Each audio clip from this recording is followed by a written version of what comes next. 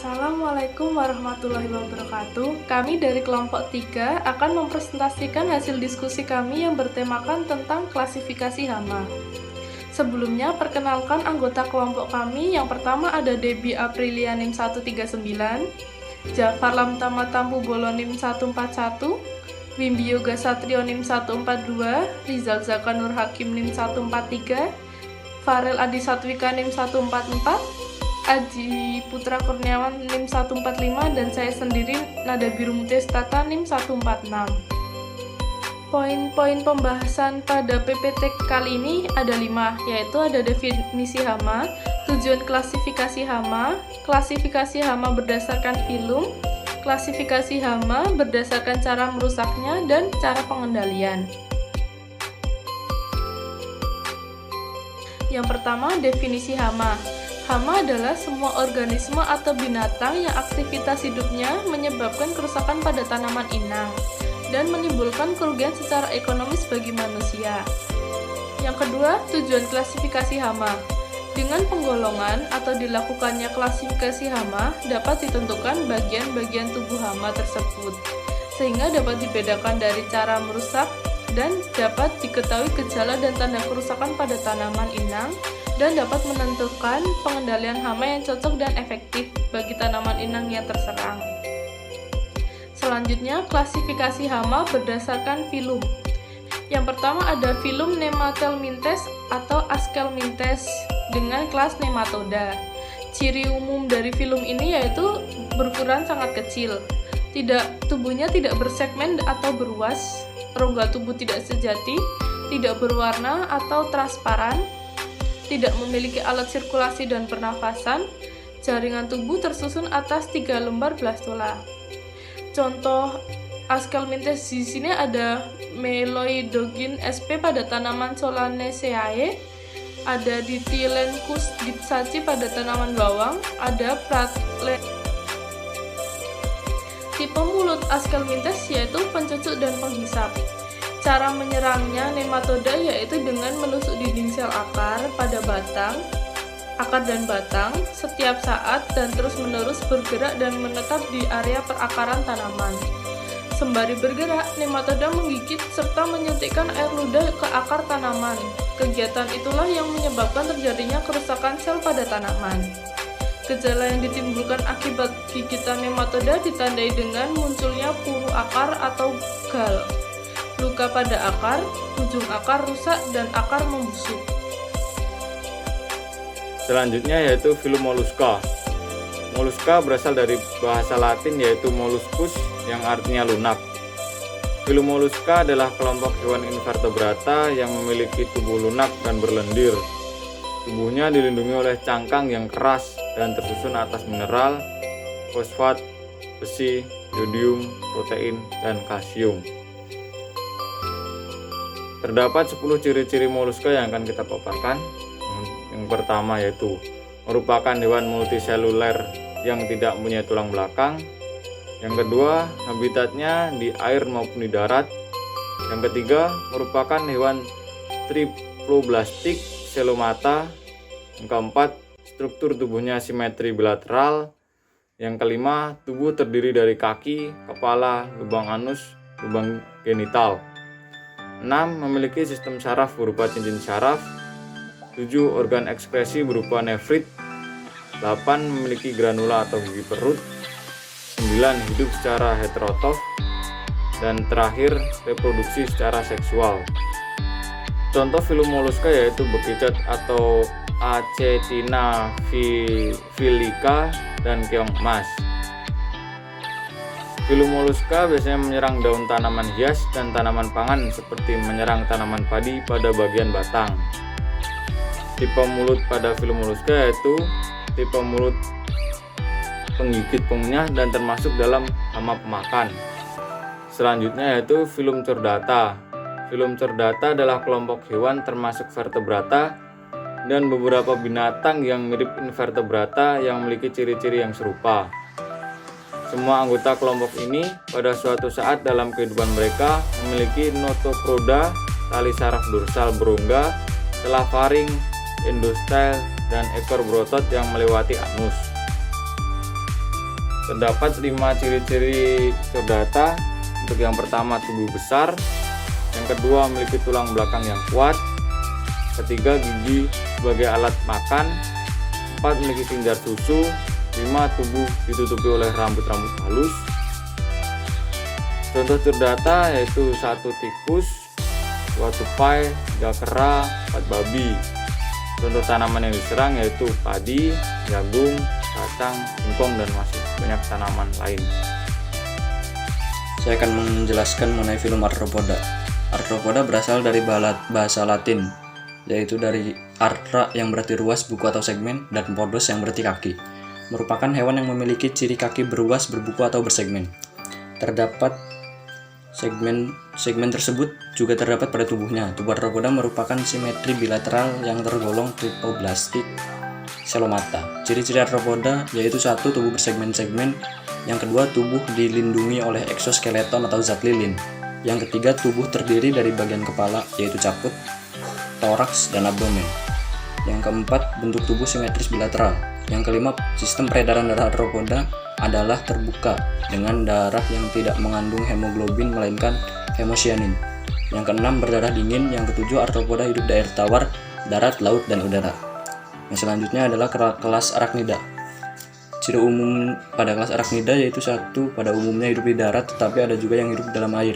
Yang kedua, ukuran tubuhnya mikroskopis sampai beberapa sentimeter panjangnya. Yang ketiga, tubuhnya terdiri atas cephalothorax dan abdomen, serta tidak mempunyai antena. Yang keempat, jumlah matanya bervariasi dan biasanya mempunyai 8 mata sederhana. Yang kelima, yaitu pada bagian depan cephalothoraxnya terdapat mulut. Contoh dari kelas arachnida yaitu Tetranychus bimaculatus atau tungau merah, menyerang daun sehingga menimbulkan bercak kuning kecoklatan. Tungau merah menyerang bagian daun dengan cara menghisap cairan yang ada pada sel daun. Selanjutnya adalah kelas insekta. Terdiri dari beberapa ordo seperti ordo Diptera, Hymenoptera, Homoptera, Lepidoptera, dan lain-lain. Ciri umum dari kelas insekta yaitu tubuh dibedakan atas kepala, dada, dan perut. Pada kepala insekta terdapat sepasang antena yang dapat digunakan untuk membau dan meraba. Yang kedua, terdapat juga mulut, mata majemuk atau mata faset, ada yang bermata tunggal atau ocellus. Mulut insekta menurut fungsinya dibedakan menjadi 4 tipe, yaitu tipe penjilat dan penghisap, yaitu ulat rumah, tipe penghisap, yaitu kupu-kupu, tipe penusuk dan penghisap, yaitu nyamuk, dan tipe penggigit, yaitu belalang. Yang ketiga, respirasinya menggunakan pembuluh trakea, yaitu udara dari luar masuk ke jaringan melalui pembuluh trakea.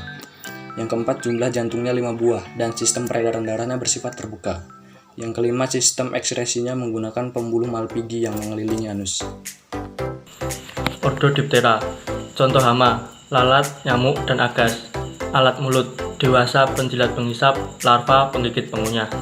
Contoh serangan, lalat bibit kedelai, serangannya terjadi pada tanaman berumur muda dan dapat menyebabkan kematian tanaman umur 2-3 minggu setelah tanam. Metamorfosis Ordo Diptera yaitu metamorfosis sempurna. Ordo Orthoptera. Contoh hama, belalang, alat mulut, penggigit pengunyah. Contoh serangan, belalang memakan daun tumbuhan yang menyebabkan daun menjadi rusak dan berlubang. Metamorfosis Ordo Orthoptera yaitu tidak sempurna. Ordo Hemiptera. Contoh hama, kepik, alat mulut, pencucuk penghisap. Contoh serangan, kepik hijau menyerang padi pada saat masih muda dan menghisap bulir atau polong sehingga menyebabkan bulir menjadi hampa dan berkerut. Metamorfosis Ordo Hemiptera yaitu tidak sempurna. Di sini saya akan menjelaskan Ordo Homoptera. Ordo Homoptera ini termasuk ke dalam filum Arthropoda. Kelasnya itu kelas insekta. Bagian-bagiannya itu yang pertama itu caput, mata, toraks, kaki, abdomen, dan sayap membranus. Jenis serangga dari golongan ini antara lain waring hijau, waring coklat, kutu daun penular, dan kutu daun. Tipe mulutnya itu penusuk penghisap. Metamorfosisnya itu metamorfosis capung tidak sempurna, meliputi yang pertama itu dari telur dulu, kemudian limfa, setelah itu menjadi serangga dewasa. Tanaman yang diserang tanaman kacang hijau, tanaman kakao, tanaman padi, dan tanaman teh dan kinang. Setelah itu Ordo Lepidoptera. Contoh hamanya itu kupu-kupu dan ngengat. Alat mulutnya itu penggigit punggungnya pada saat dia larva dan penghisap pada saat dia dewasa.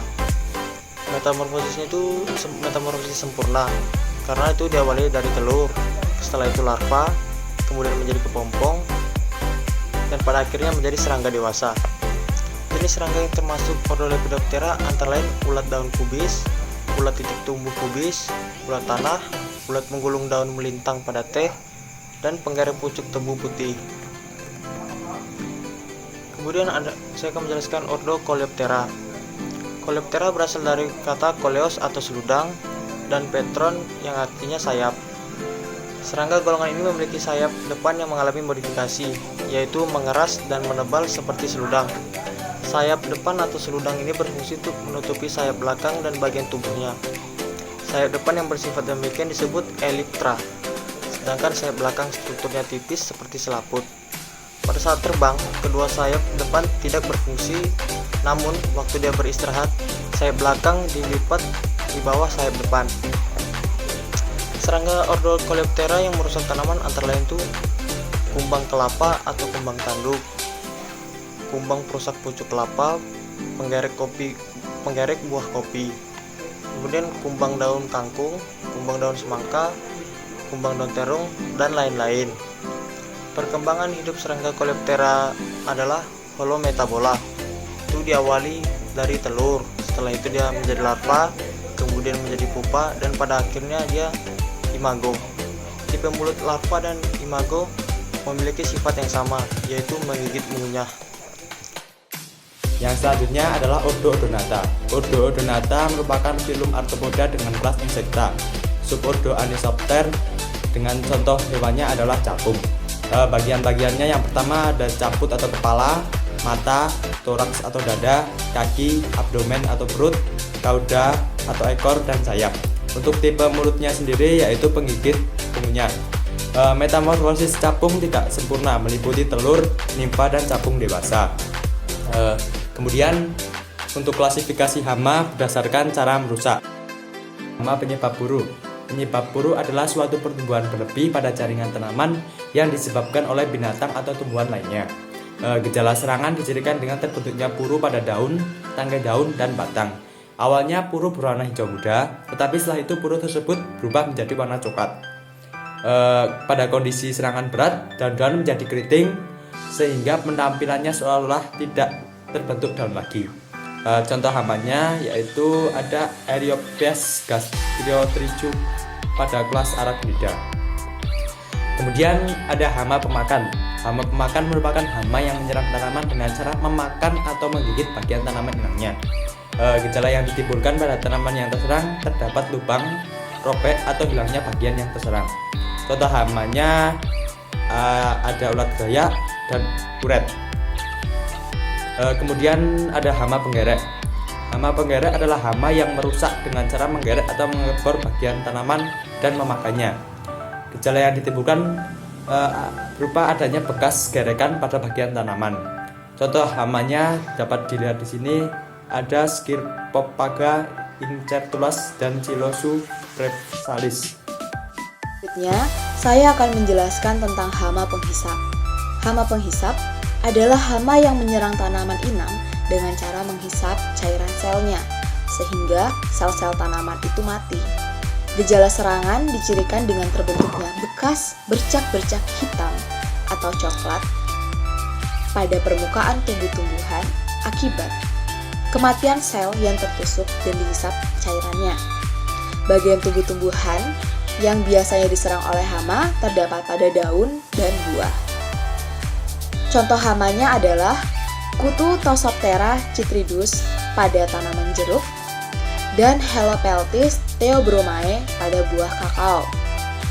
Teman-teman bisa lihat contoh gambar di slide kami, yaitu hama Helopeltis theobromai yang menyerang buah kakao.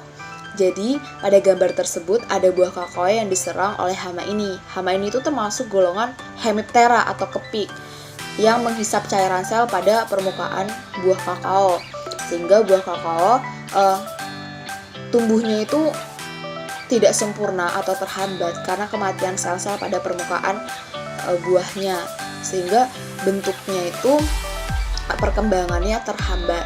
Nah, jika dalam skala besar atau perkebunan, biasanya hal ini dapat menyebabkan penurunan kualitas dan kuantitas hasil pertanian.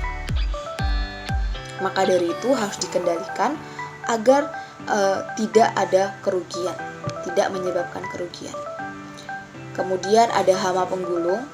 Hama penggulung termasuk hama pemakan. Tetapi hama ini akan membuat gulungan pada tumbuhan terlebih dahulu sebelum memakan daun tanaman inang. Jadi bagian tumbuh-tumbuhan yang diserang itu adalah daun.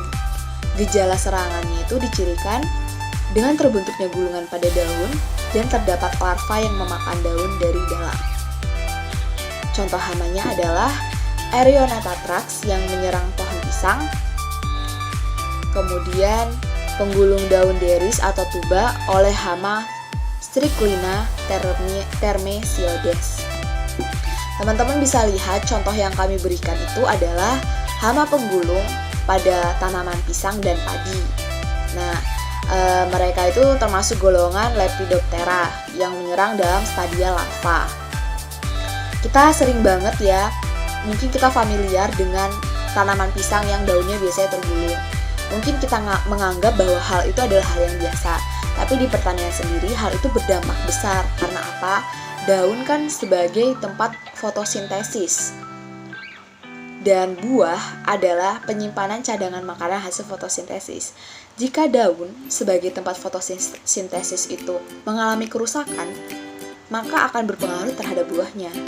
Maka dari itu dalam skala besar atau perkebunan, hama ini harus diberantas agar tidak menyebabkan penurunan kualitas dan kuantitas dari hasil pertanian tersebut. Karena daun yang menggulung kan berarti menyebabkan luasan fotosintesis itu semakin menipis, sehingga akan berpengaruh juga terhadap hasil fotosintesisnya. Seperti itu. Kemudian ada hama penggorok. Hama penggorok adalah hama yang menyerang tanaman dengan cara memakan daging daun dan menyisakan bagian epidermisnya saja. Gejala serangan ini dicirikan dengan adanya liang gorokan beralur putih bening pada bagian mesofil daun. Apabila liang gorokan dibuka, akan terlihat larva aktif bergerak memakan mesofil daun. Contohnya ada Phyllochnistis citrella pada daun jeruk dan Liriomyza chinensis yang menyerang tanaman kentang. Pada slide kali ini kami memberikan contoh pada tanaman kentang yang diserang oleh Liriomyza chinensis. Jadi teman-teman bisa lihat pada permukaan daun itu ada jalur-jalur yang berwarna putih. Yang berwarna putih itu adalah epidermis atas dan epidermis bawah. Kenapa warnanya putih tidak hijau? Karena mesofil daun yang seharusnya berwarna hijau itu sudah dimakan oleh larva. Jadi menyisakan warna putih kering, yaitu epidermisnya saja.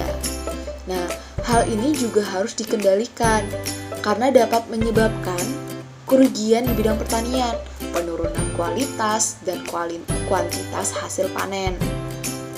Mengapa? Karena daun itu sebagai tempat terjadinya fotosintesis. Dan hasil pertanian pada kentang kan umbinya. Umbi itu kan penyimpan cadangan hasil fotosintesis. Untuk peningkatan hasil peningkatan umbi berarti fotosintesisnya harus baik. Nah, jika fotosintesisnya itu tidak berjalan baik atau mengalami gangguan, maka akan berpengaruh juga terhadap umbi yang dihasilkan. Maka dari itu hama ini juga harus dikendalikan. Yang terakhir adalah cara pengendaliannya. Jadi arti penting dari mempelajari morfologi dan klasifikasi hama adalah untuk mengetahui bagaimana hama dapat merusak tanaman dan dapat dilihat dari mulut dan gejala kerusakan yang disebabkan.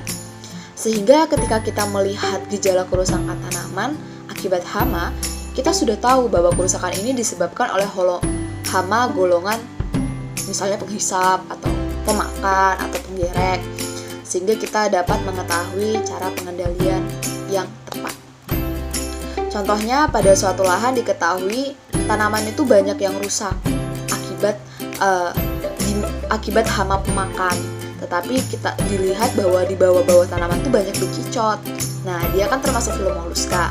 Maka dari itu, jika kita lihat dari skala kerusakannya dan akan menyebabkan kerugian, penurunan hasil pertanian, maka dilakukan pengendalian hama dengan menggunakan Mollusca sida. Kemudian misalnya ada juga contoh di sebuah lahan, kenapa di daunnya itu banyak ulur-ulur warna putih. Oh, berarti kita tahu bahwa ini diserang oleh hama penggorok.